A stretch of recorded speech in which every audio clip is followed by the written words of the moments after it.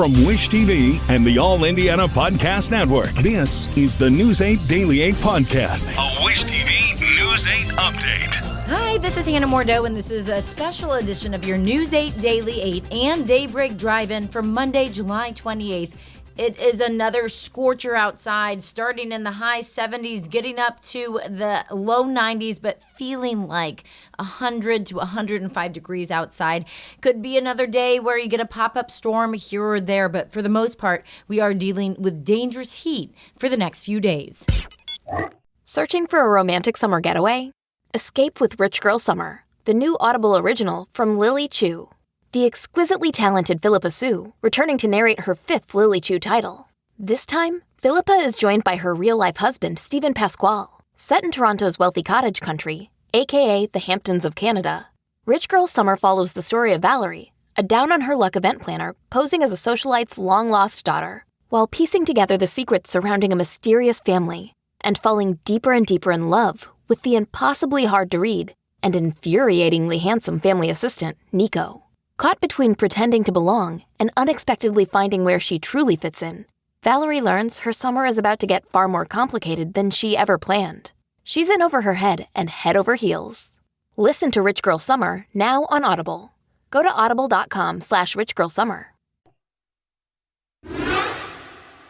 As Indianapolis police investigate, they have not said what led up to a shooting that landed 5 people in the hospital. It happened yesterday afternoon on the city's far northeast side. News 8's Hernan Gutierrez is on this story this morning, and he starts with the fact that police have not made any arrests in this case. They haven't made any arrests yet, and IMPD says that they are also not actively looking for any suspects in that shooting. It happened just before 4:15 yesterday afternoon. Police were called to a home on Hornickel Drive in the Deer Run subdivision that's near 38th and North County Line Road. When they got there, officers say they found one person shot. Then, sometime after, 4 others showed up to local hospitals with gunshots. A police spokesperson say they are asking for any security or doorbell camera video to help with the investigation. This is relatively a quieter neighborhood, and so we're hoping that witnesses come forth and neighbors come forth and give us the information that we'll need. IMPD says one person was critically injured and 4 others were stable. All of the people shot were males, but they weren't sure how old they are. Investigators believe at least some of the people involved shot at each other and that all of those people involved are accounted for. In the newsroom, I'm Hernan Gutierrez for Wish TV and WishTV.com. An apparent exchange of gunfire in Grant County. Investigators say they're looking for a suspect who ran after Marion police officer fired shots at them. State police say they were called yesterday morning to 4th and Western Street in Marion. Police received a call about a passenger in an SUV firing shots at a pedestrian. Police say when they found the SUV at 1st and D Streets, they saw the suspect firing shots. So an officer fired at the suspect. Investigators say it appears no one was hit by the gunfire. They did not release a description of the suspect. The state health department says it's detected West Nile virus in mosquitoes in Delaware County. Over the weekend, the department announced it found the virus while doing routine testing on a group of trapped mosquitoes. They say there are some ways that you can minimize your risk of exposure. Remove standing water in ponds, gutters, flower pots, and pool covers. Check the household items that you have that could hold water, maybe like grills or trash cans. And also, when you have to be outside, you should use EPA-registered insect repellents that contain DEET. Bubba Wallace is the champion of the Brickyard 400, making history at the Indianapolis Motor Speedway. Despite rain and 2 overtimes, Wallace held on with low fuel in the last lap to become the first black driver ever to win a race on the IMS Oval.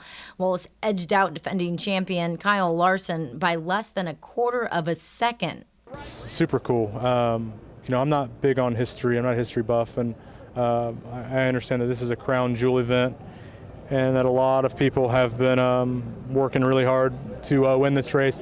Not only the drivers, but pit crew members, crew chiefs, crew members. My gas man said 20 years he's been trying to win this thing. This is Wallace's first win of the season and his 3rd career NASCAR Cup victory, and he was at the track with some superstars. It's a sweet day for racing and for cookies. Nom, nom, nom, nom, nom, nom, nom. Drivers, to your cars. Of course, with a cookie in hand, Cookie Monster gave the official start to the race as the Grand Marshal. Oscar the Grouch's pet worm, Slimy, also made the trip from Sesame Street to Speedway, and Wallace took some selfies with him. The Brickyard 400's pace car had a pacer behind the wheel, at least for a little bit. Pascal Siakam served as the honorary pace car driver. It's an opportunity he says he was not about to pass up. This is my home now, and I'm super excited to be here. And I have a special bond with the state, like Indiana in general, and it's just like being able to be a part of it was awesome, and you just want to continue to do good for the city, for the state, and again, this is another cool opportunity to see the people and hang out. Siakam says he was eager to be at this race, especially since he was not able to be at the Indianapolis 500. Of course, the Pacers played the Knicks in the Eastern Conference Finals on that same day. On the IndyCar circuit, Alex Palou continues to dominate the season. Palou took the checkered flag this weekend at the Grand Prix of Monterey in California. He has now won 8 of the 14 races in the IndyCar series this season and has an overwhelming series points lead with just 3 races to go. Kids go back to school in Indianapolis in 1 week from today. This morning, IPS Superintendent Alicia Johnson joined Daybreak as the district enters year 2 of the Rebuilding Stronger plan. This year, we get to just really continue to execute on what has been a really strong start to a first year with introducing new academic models across our district, with new opportunities for our students like art, music, PE, and computer science in every elementary school, as well as foreign language, algebra, band or orchestra in every middle school, as well as our expanded middle school athletics. So we're just going to keep going and get better.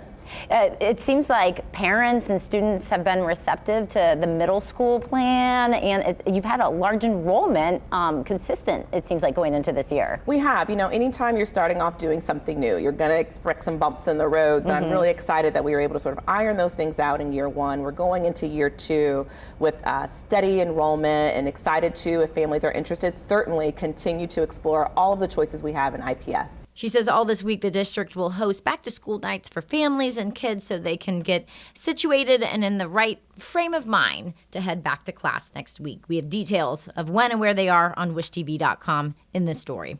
Let's go to Jen King now with your business headline. She starts with Lilly's Alzheimer's treatment, and it's getting the green light in some places. So European regulators said that Eli Lilly's Alzheimer's treatment Kisunla should be approved for a select group of patients. So that does change course from the initial recommendation, which was to reject the drug. So this medicine was shown to slow patients' decline, but it did come with some side effect concerns. So after an appeal by Lilly, regulators said it should be approved for use, but only for patients whose genetic profile leaves them at lower risk of brain swelling and bleeding.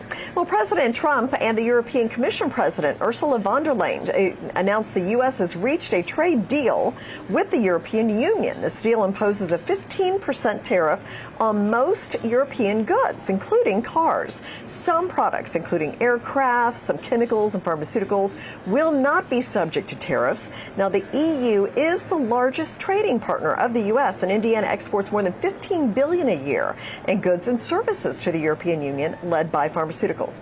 Elsewhere, AI is changing how we buy airline tickets. Instead of fixed fares, Delta's using AI to make airfare more personal than ever. So the system will analyze your habits, booking history, even the time of day to predict what you might pay. By the end of the year, Delta aims to set 20% of ticket prices using AI, a 7-fold increase from a year ago. And Panera Bread will lay off hundreds as it ends fresh dough production. USA Today reports it will shut down bread production in areas where business is slow right now, and then plans to shutter all of the remaining fresh dough facilities within the next 2 years. The S&P 500 posted its 5th straight record close on Friday. All 3 major averages finished the week with gains, and we are looking higher this morning on the U.S.-EU trade deal. Live from the New York Stock Exchange, I'm Jane King. Authorities say they plan to seek terrorism charges against a man accused of stabbing 11 people at a Michigan Walmart. The local sheriff's office says it happened Saturday afternoon at a Walmart in Traverse City. Investigators say 42-year-old Bradford Gilly attacked people at random with a pocket knife. All 11 victims are expected to survive. Witnesses say he screamed, "I don't care," over and over just before bystanders tackled him to the ground. When you look at the collaboration that took place from the citizen involvement to all emergency services, to our transport teams, to Munson Medical Center, to the media, It is unbelievable, and I think that speaks volumes for the community that we live in. Investigators say at this point a motive is not clear for the attack. Former South Bend Mayor and Transportation Secretary Pete Buttigieg now lives in Traverse City. He issued a statement after the attack saying, "Chasten and I are shaken by the awful and senseless violence at a Walmart earlier today. We're thinking of everyone affected and hoping and praying for a speedy recovery for all of those who were injured." Now to sports here. Colts watch. The Colts are set to put on pads for the first time at training camp this morning. Today's practice is from 10 to 11:15 this morning at Grand Park in Westfield. Tickets are free, but you do have to pay to park. It's a parking fee from the city. Colts are set to hold their first night practice at camp this Thursday, 8 p.m. Indiana Fever are now 3-0 against the Chicago Sky, winning without either team's most popular player on the court. Kelsey Mitchell was again the star, hitting 7 3-pointers and scoring a season high of 35 points as the Fever beat the Sky in Chicago 93-78. Mitchell also set a team record, surpassing 500 total points in the Fever's 26th game. Caitlin Clark set that record before in 29 games last year. Both Clark and the Sky's Angel Reese missed the game because of injuries. The Fever say there's still no timeline for Clark's return. Fever play the Mercury at home at 7 o'clock on Wednesday. This has been your News 8 Daily and Daybreak Drive-In. From Wish TV, I'm Hannah Mordeau. Watch us on Wish TV and wishtv.com. This is the News 8 Daily 8 podcast, a Wish TV News 8 update on demand. For even more, on demand and on the go, connect with Wish TV on Facebook at wishtv.com and on the free Wish TV mobile app. Thank you for listening, and be sure to like, subscribe, and follow this podcast for updates every weekday morning on the All Indiana Podcast Network and wherever you get your podcast.